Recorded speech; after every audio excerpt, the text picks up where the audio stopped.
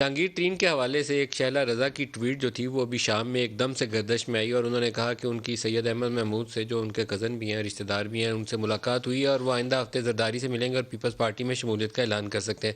ان کے قریبی لوگوں سے ہم نے پوچھا تو انہوں نے کہا کہ نہیں، احمد محمود سے بھی ملاقات کوئی نہیں ہوئی اور نیکسٹ ویک آصف زرداری سے کوئی ملاقات بھی شیڈیول نہیں ہے۔ پیپلز پارٹی میں شمولیت کے اوپر بھی وہ مسکراہٹ کے علاوہ کوئی جواب نہیں ملا۔ عام طور پر پنجاب سے اگر کسی نے سیاست کرنی ہو تو پنجاب سے اٹھ کے اس کے پاس دو ہی آپشنز بچتی ہیں، یا نون یا پی ٹی آئی۔ تو ایک جماعت کا تو حصہ ہے پی ٹی آئی، تو اس کو چھوڑ کے وہ پیپلز پارٹی میں جانا کیوں پسند کریں گے، وجہ معلوم نہیں۔ بہرحال اس وقت وہ کیس 10 ان کے اوپر بنے ہوئے ہیں، ان کے اور ان کے صاحبزادے دونوں کیسوں کی پیشیاں بھگت بھی رہے ہیں اور بھی بھگتیں گے۔ لیکن یہ داخلی تقسیم ہے پی ٹی آئی کی، یہ پی ٹی آئی کوئی سیٹل کرنی ہے، خود ہی سے سیٹل کر لیں۔ ہم جاوید لطیف صاحب کے پاس چلتے ہیں۔ جاوید لطیف صاحب، نواز شریف صاحب کے پاس پیغام رسانی، کیا یہ رابطہ سازی ان کی ابھی موجود ہے، بیک چینل کانٹیکٹ؟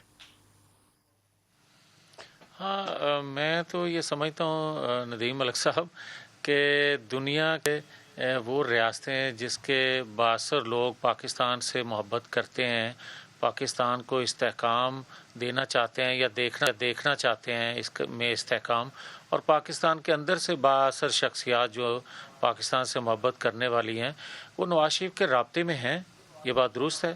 اور میں سمجھتا ہوں کہ یہ پچھلے کئی ماہ سے رابطے ہیں، مگر میں یہ ضرور کہوں گا کہ جہاں تک جہانگیر ترین صاحب کا تعلق ہے تو جہانگیر ترین صاحب کی بھی تو وہی بات ہے جو میں پہلے کہہ چکا ہوں کہ کوئی لوگ اس کا یہ وزن رابطے اٹھا کی سکتے نوعیت کیا ہے؟ ہیں۔ پہلے وہ اپنی بات کریے، پھر جہانگیر ترین صاحب کی طرف آتے ہیں۔ رابطوں کی نوعیت کیا ہے؟ یقیناً رابطوں کی نوعیت یہی ہے کہ جو موجودہ سیٹ اپ مسلط کیا گیا ہے، پورے پاکستان کے خیر خواہ جو پاکستان کے اندر یا باہر ہیں وہ سمجھتے ہیں کہ انہوں نے 2.5-3 سالوں میں پاکستان کو اس جگہ لے کر آ گئے ہیں جہاں سے خدا نہ خواستہ کوئی اور آ بھی جائے تو اس کا سنبھالنا مشکل ہو جائے گا۔ تو یقیناً ان کا موقف اور ان کا پرائورٹی یہی ہے کہ ان سے جان چھڑائی جائے تاکہ ملک میں استحکام آ سکے۔ ان سے جان چھڑوا کے تو آپ کو تو پلیٹ میں رکھ کے فی الحال کوئی نہیں دینے والا۔